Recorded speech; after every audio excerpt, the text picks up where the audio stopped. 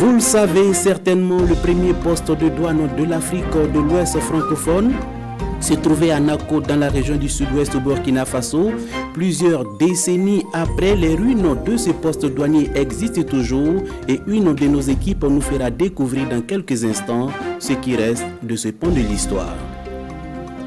Dans cette édition également, nous ferons un tour dans la forêt classée des 2 balais menacés de disparition, situation préoccupante et l'association Irikan dans sa dynamique de préserver l'environnement veut prendre les devants pour trouver des solutions.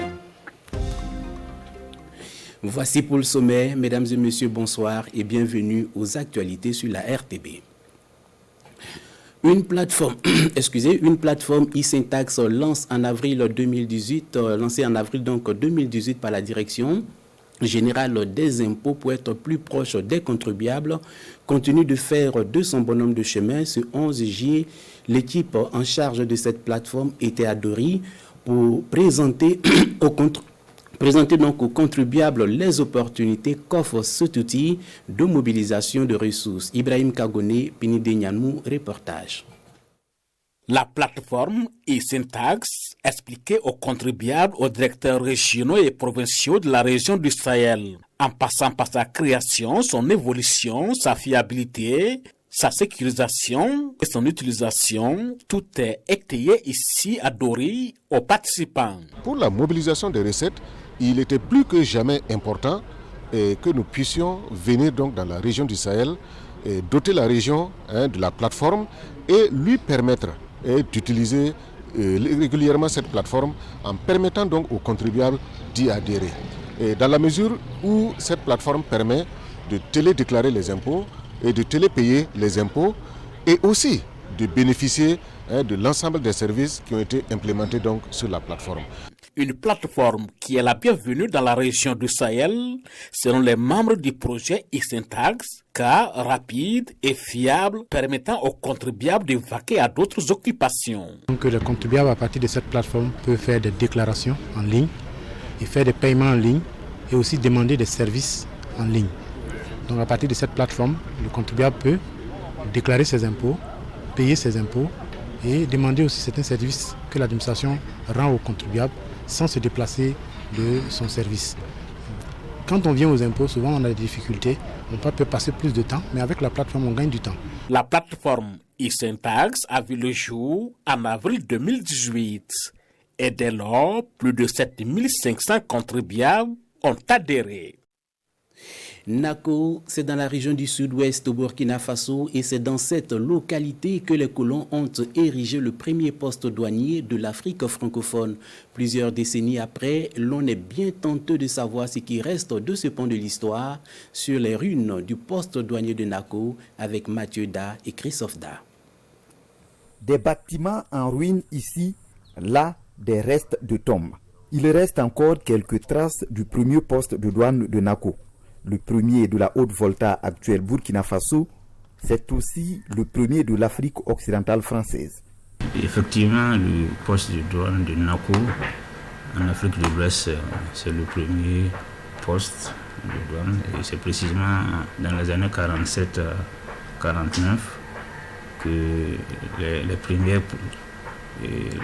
procédures douanières ont été expérimentées pour la première fois, n'est-ce pas, en Afrique de l'Ouest. Les bases de l'administration douanière moderne en Afrique francophone ont été jetées ici.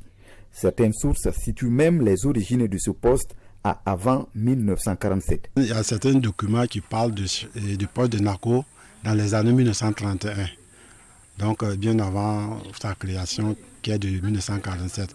Et dans ce on disait que par exemple c'était un pont entre le Ghana et puis la Haute-Volta à son temps, et à l'entrée, c'est-à-dire le trafic concernait la cola, quelques produits manufacturés, mais quand on prend à la sortie, ça concernait surtout les produits de cru, et à partir de Gawa pour le Ghana. Nako est à 31 km de Gawa, chef-lieu de la région du sud-ouest, et à 25 km du Ghana. Et l'administration coloniale y aurait trouvé une position très stratégique. Pour aller au Mali ou bien même en Côte d'Ivoire, S'il y a un pont et puis il y a une bonne voie, quelqu'un qui quitte le Ghana, il préfère passer par ici que d'aller faire le tour de Ouara. Depuis 1947, le poste a été reconstruit non loin des premiers bâtiments aujourd'hui en ruine. Le site attire quelques visiteurs et scientifiques. C'est quand même, en tout cas au niveau de douane, c'est par là que tout a commencé. Et je pense que c'est un site qui mérite d'être protégé. La culture peut jeter un coup d'œil sur ce site-là, comme ça c'est important. Mais je ne m'y connais pas en matière de culture, donc je ne peux pas trop me prononcer dessus. Le poste de douane de Nako a aujourd'hui 74 ans d'existence. Il pourrait changer de statut si le projet de construction du pont entre Boukero au Burkina Faso et Lora au Ghana aboutissait.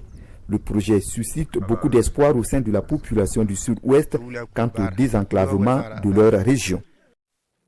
29 milliards de francs CFA, c'est le montant global des projets et programmes exécutés dans la région de l'Est sur la période 2019-2020 en dépit du contexte sécuritaire difficile. L'heure aujourd'hui au bilan et les acteurs chargés de la mise en œuvre de ces projets et programmes étaient en assemblée générale ce 13 juillet à Fada Ngourma. Le point complet de cette rencontre avec Presley Kemtoré et Aruna Marie. Plus de 83% de toutes les questions en 2020 pour 19 projets et programmes sur les 44. C'est le tableau des bords des acquis des projets et programmes de développement de la région de l'Est. De cette 8e assemblée régionale des projets et programmes, 25 sont absents à l'exercice de redevabilité. Il s'agira d'examiner l'impact des projets et programmes de développement sur la période 2019-2020, d'identifier les difficultés de mise en œuvre des projets et programmes de développement, de proposer des solutions de recommandation en vue d'améliorer l'exécution des projets et programmes de développement. Le bilan indique que sur une prévision de près de 35 milliards de francs CFA, plus de 29 milliards de francs CFA de dépenses sont effectuées sur la période 2019-2020, nonobstant quelques difficultés. Nous avons les projets et programmes de développement qui sont en phase de démarrage, des projets et programmes de développement qui sont en phase d'exécution et des projets et programmes de développement qui sont en phase de clôture. Voilà, donc de ce qu'on a pu identifier comme difficulté majeure, c'est la question sécuritaire qui vient en premier lieu. Dans le lot des bons élèves, 2 projets dont Fonds Enfants et Jeunes enregistrent les plus hautes performances. Chaque année, nous avons un plan, un PTBA que nous appelons plan de travail annuel et budgétaire. Donc chaque année, ce plan est élaboré. À mi-parcours, nous évaluons toujours le plan.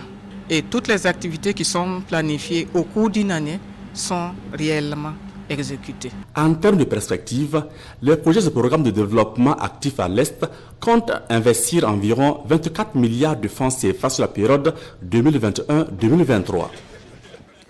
Une autre concertation, mais cette fois à Ouagadougou, et là ce sont les experts en gestion des risques agricoles et leurs partenaires qui se sont donnés 48 heures pour des moments de partage d'expérience. Objectif, trouver des voies et moyens pour soutenir efficacement le secteur de la production. Jean-Eudes Bayala, Maxime Zongo, reportage. Produire en quantité, en qualité et cela de façon durable, voilà le défi à relever pour soutenir une population qui connaît une croissance galopante.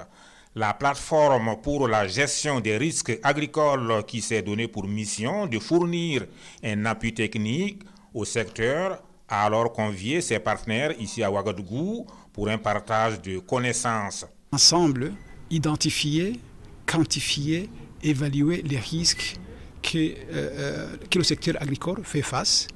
La seconde phase consistera à faire la priorisation des risques. Une fois que ces risques sont priorisés, on va identifier ensemble avec l'OMA les outils qui sont à mieux de gérer les risques priorisés. Les risques majeurs, les causes, les impacts et leurs manifestations, autant d'éléments qui feront l'objet d'échanges directs entre les acteurs conviés à la réflexion.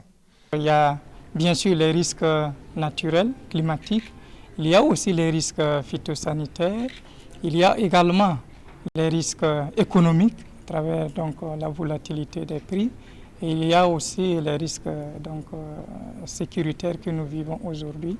Et nous pensons réellement que ce processus va apporter quelque chose d'important pour nous. Les chocs climatiques, l'usage de l'engrais, la volatilité des prix sur le marché et bien d'autres des facteurs que les experts vont tenter de diagnostiquer, analyser scientifiquement afin de relever les impacts et les conséquences.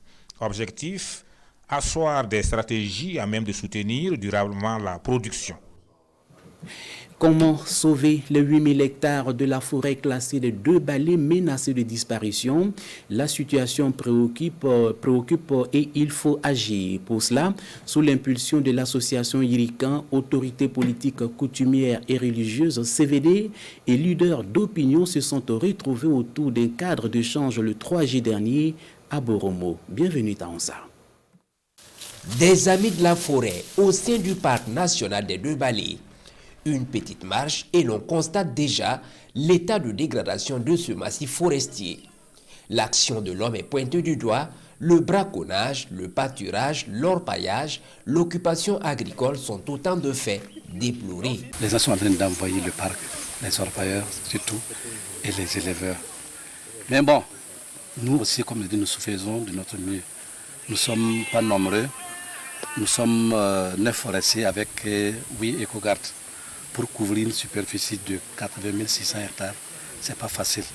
À l'initiative de ce cadre d'échange ici à Boromo, l'association Yirikan et ses partenaires.